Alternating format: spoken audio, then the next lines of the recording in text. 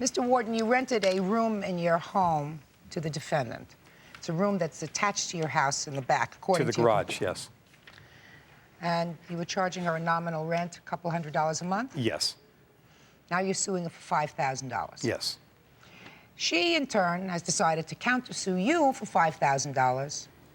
And I assume, since they're both nice round numbers, each of you is going to tell me why you're suing the other for $5,000. Go. Well, a couple months after she moved in, the phone bill started going up. So I told her that she would have to take care of that as part of the rent. She agreed. Well, several months later, it got up really high, about $1,900. For a phone bill? Phone bill, yes. Who do you talk to? Madam, who do you talk to for $1,900? It was a friend of mine that was calling collect. From where? Oakland and Hawaii. Calling collect on his phone? Yeah, well, I was paying the bill for his phone bill as well. Listen, whenever my husband complains, I'm going to get a copy of that phone bill and stick it in front of his face. I've got plenty. I have them too. So how much do you owe him for the phone? I've paid amounts. I have them all written down here.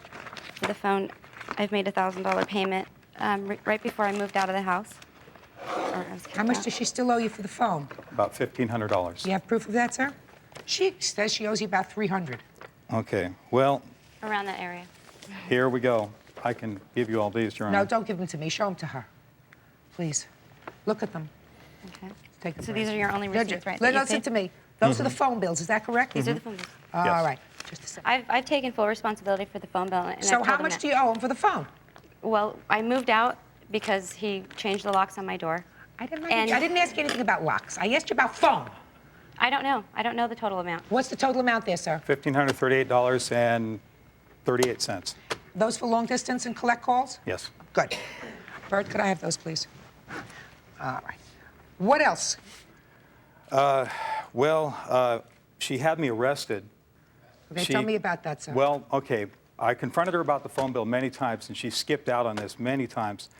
So I finally saw her going past the window, so I got out of the house, and I stopped her and said, Michelle, what about the phone bill? And she said, I'm in a hurry, I'm in a hurry. I said, no, just tell me when you're going to pay. Well, one thing led to another, and she's in her truck, and I grabbed the keys because I didn't want her to leave. I wanted to know when I was going to get this phone bill because she was 90% moved out. You grabbed the keys? I grabbed the keys. From where? From her ignition. Okay. Anyway, I didn't get them all the way in my hand. They fell to the floor. Anyway, a couple guys pulled up, and she was crying, so I just let her leave.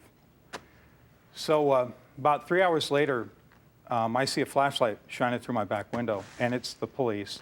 So I go out there, and they talk to me a little bit, and they say, well, Michelle says you assaulted her, and we're going to arrest you.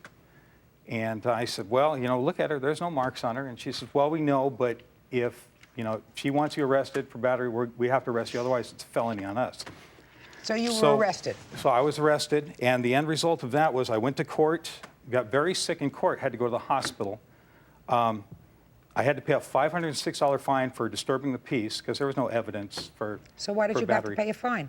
Did well, you have a trial? I paid the fine because I was... Did you have a trial, No. Mr. Warden? So you pled guilty to disturbing the peace? Yes, I did.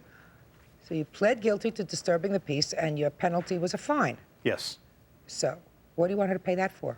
Why didn't you go to trial? It was her fault. No. Well, okay. No, I got Mr. sick Warden, that day. Mr. Warden, Okay. you have to understand, sir. If you had gone to trial and you were acquitted and you wanted to sue her for damages, for your costs, your attorney's fees, lost wages, whatever, Okay. that's legitimate. But when you go to court and you plead guilty, then you can't say, well, I'm going to plead guilty, I'll take whatever consequences there are, and then I'm going to go sue her. Because what you said was I disturbed the peace in this incident. Right? Right. Well, I'm not going to go behind that, sir. You pled guilty. Okay. The judge say to you, you're telling the truth when you're pleading guilty, Mr. Warden? No. I just signed a paper. Well, did you read the paper? Yeah. I signed away my rights and the little thing they gave me, yes. You signed away your rights, and Yeah. it said, the piece of paper that you signed, this is an acknowledgement that you are pleading guilty to these charges. Yes, you're right. You are giving up your rights to have a trial. You have an absolute right under the Constitution Okay, of yes. this state. You understand that? Yes.